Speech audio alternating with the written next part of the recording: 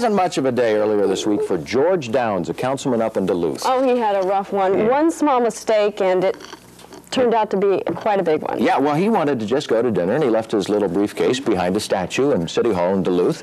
And a worker came up. George was overeating. A worker came up and saw this briefcase and got a little upset. He was wondering about what was in that briefcase. So they called authorities. Authorities called in the St. Louis County Bomb Squad. Blew up all his resolutions and ordinances. Everything was in his briefcase. They blew it all up because they were afraid of it. But they brought him a little paper bag, and inside were the debris of all his resolutions and documents, and George Downs is never going to leave his briefcase behind a statue again. Oh, thanks for being with us. Bye-bye. Have a good morning. Bye-bye.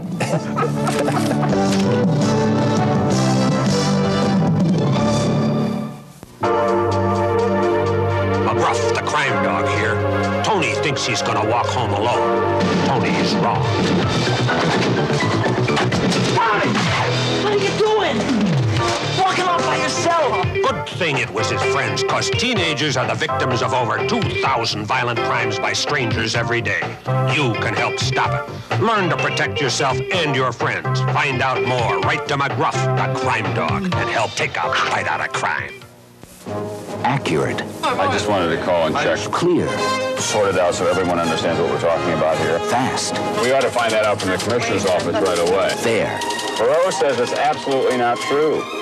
NBC Nightly News with Tom Brokaw, tuned into the world.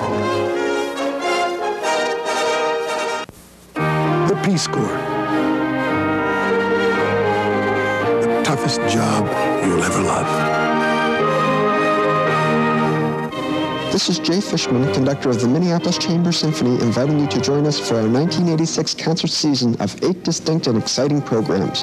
We shall be playing some of the most glorious orchestral music ever written and joined by some of the region's most popular soloists.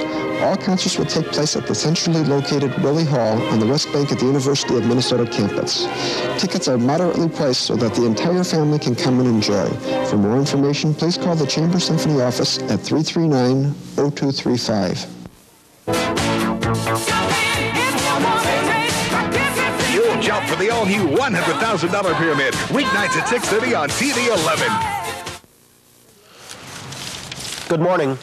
In Libya, the damage resulting from the U.S. raid conducted by American warplanes is still being assessed. This as the death toll continues to mount. So far, it appears as if at least 100 people were killed in that raid, including the 15-month-old daughter of Muammar Gaddafi. This morning, though, all is quiet in Libya.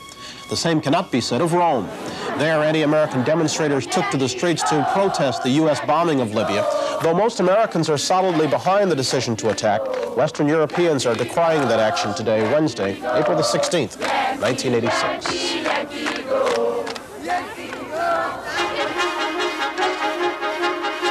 From NBC News, this is Today with Bryant Gumbel and Jane Pauley.